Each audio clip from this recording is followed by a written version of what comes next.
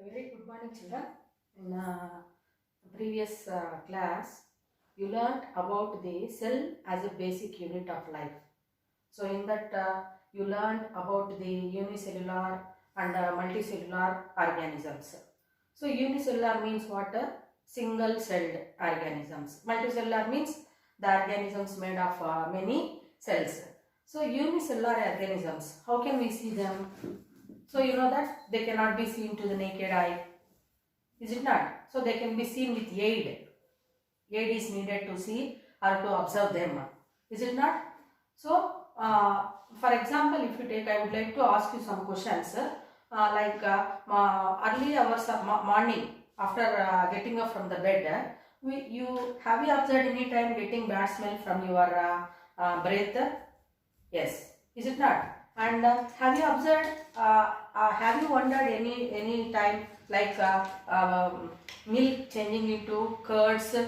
Huh? So these are all we are going to observe in our day-to-day life. Just like that, any food material, whichever is prepared, or vegetables. Have you observed any time which are soiled or damaged or destroyed?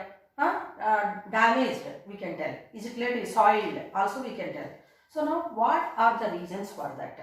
Okay. So all these like bad breath, then soiling of vegetables, fruits, etc. Then food which is going to become stale, means not in good condition. So all these are because of some living organisms. Is it clear to children? So what are the reasons? Why? And what do we call them? Means they are all said to be very much minute microorganisms. So in this lesson, we are going to learn about the story of microorganisms. Story of microorganisms.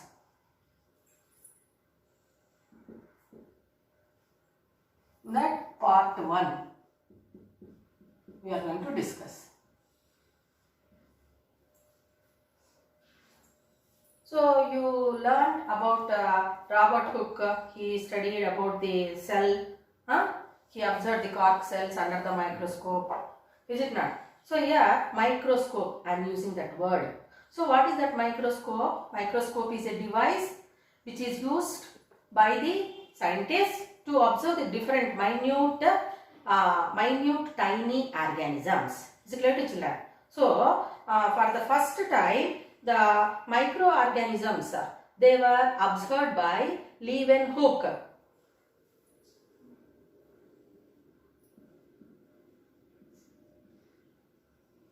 Leeuwenhoek. So what he has done? Anthony van Leeuwenhoek. So what he has done? He designed a single lens microscope.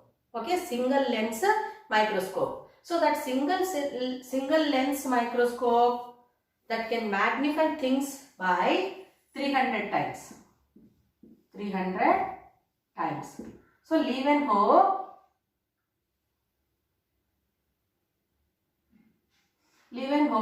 in 1674. In 1674, he designed a single lens microscope. So he collected different samples from different water bodies like pond or any lake. Here he collected the water and he put a drop of water sample on the slide and he observed under the single lens microscope. Then he observed tiny, small, microscopic organisms which were moving around in that sample of water. So he named them as animalcules. Animalcules. Animalcules means small living organisms. Then, so here I said single lens microscope which was designed by Leeuwenhoek, but it was the beginning of observing things with the help of this single lens microscope. Later it became the first step for the further scientists who designed the well-defined microscope which can magnify the living cells by more than 1 lakh times. Is it clear to children? So in the first lesson also we learned whatever the science is going to teach always truth. Whatever the scientists discovered earlier, it is going to become beginning step for the further scientists, future scientists. Is it not, children? So this microscope was single lens, but advanced microscopes are there. Is it clear to you? So compound microscope is there, electron microscope is there, other well defined microscopes are there which can magnify smallest or tiniest things by more than 1 lakh times. Is it clear to you? So later these animalcules, when they observe, they are not same, they are in different shapes, different sizes. Is it clear to you? And they, further scientists, they studied about them and they were named as microorganisms. Microorganisms. So this animalcules were named later as microorganisms. Is it clear to children? Because till that time scientists were not knowing.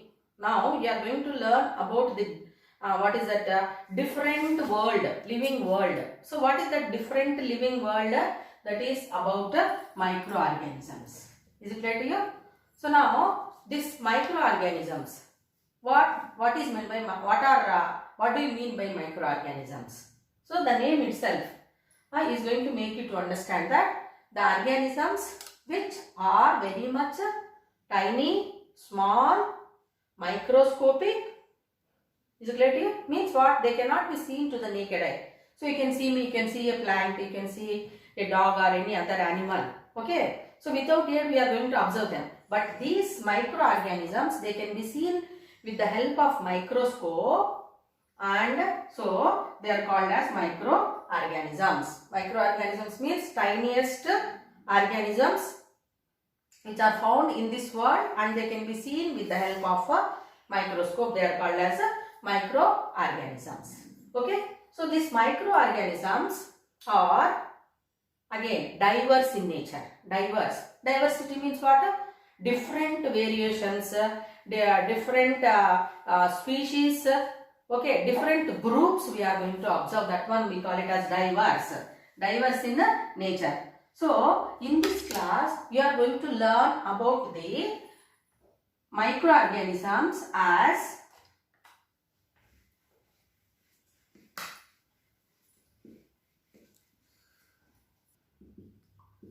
then algae, fungi, microarthropods,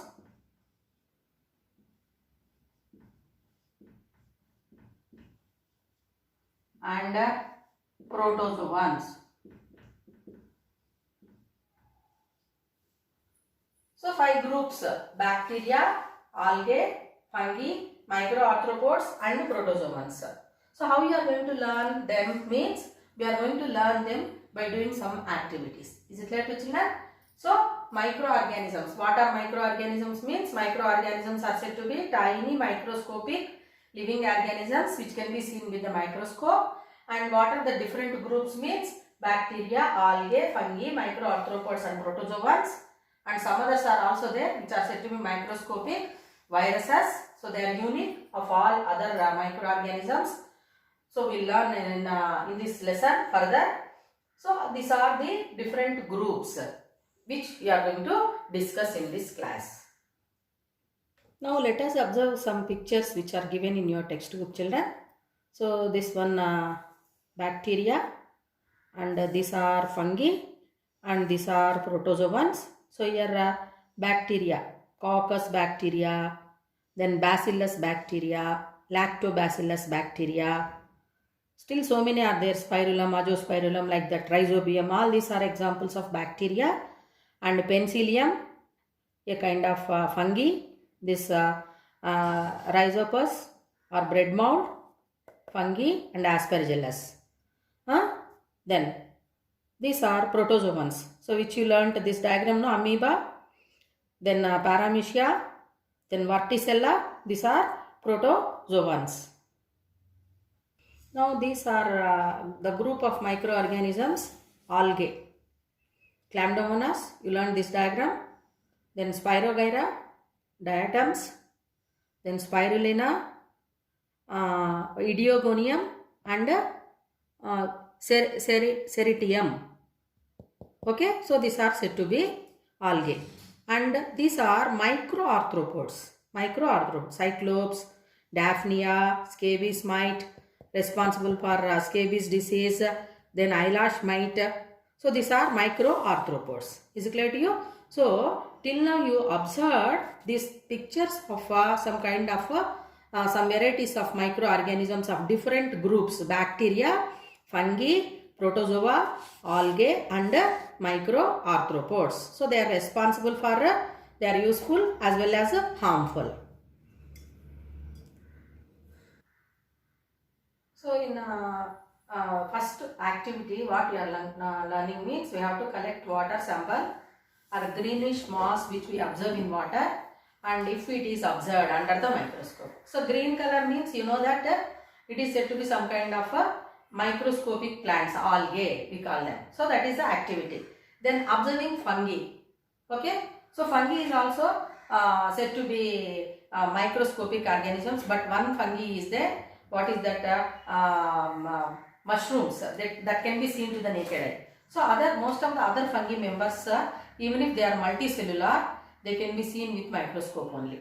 Okay, so have you observed any time mushrooms on damp or near the garbage?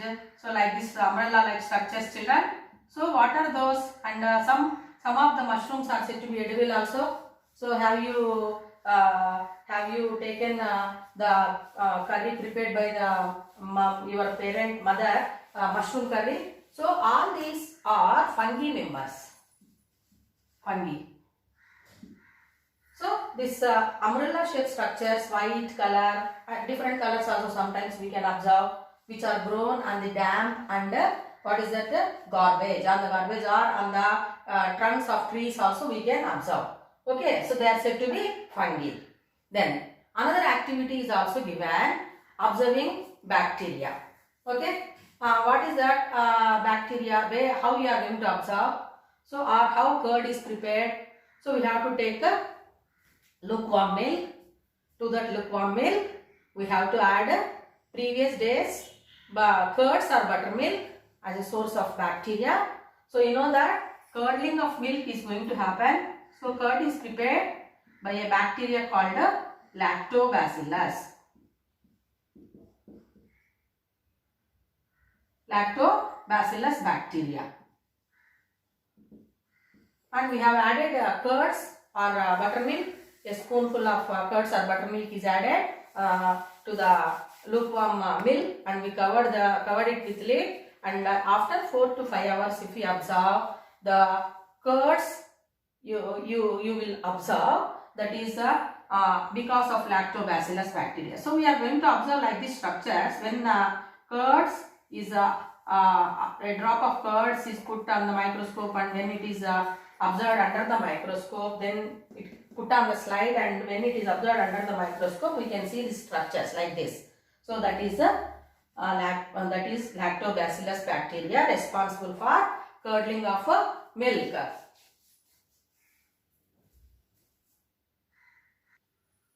Now curd is prepared because of lactobacillus bacteria. So like this structures we are observing when curds is observed under the microscope, and we are observing fungi on the damp or near the garbage or on the trees. We can observe these structures.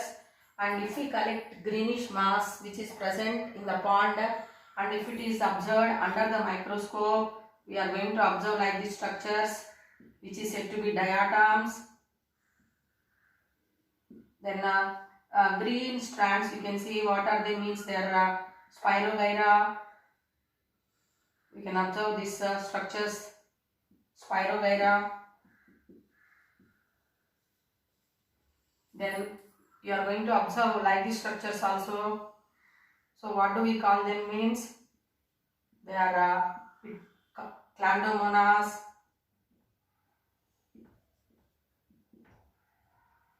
so all these are said to be algae. Okay, different types of algae we are going to observe. So they are seen with microscope. So we know that half of the oxygen in this on this earth is because of microorganisms. We belong to the group microalgae. Is it clear to children? So that is the reason this microscopic algae are very important in releasing oxygen.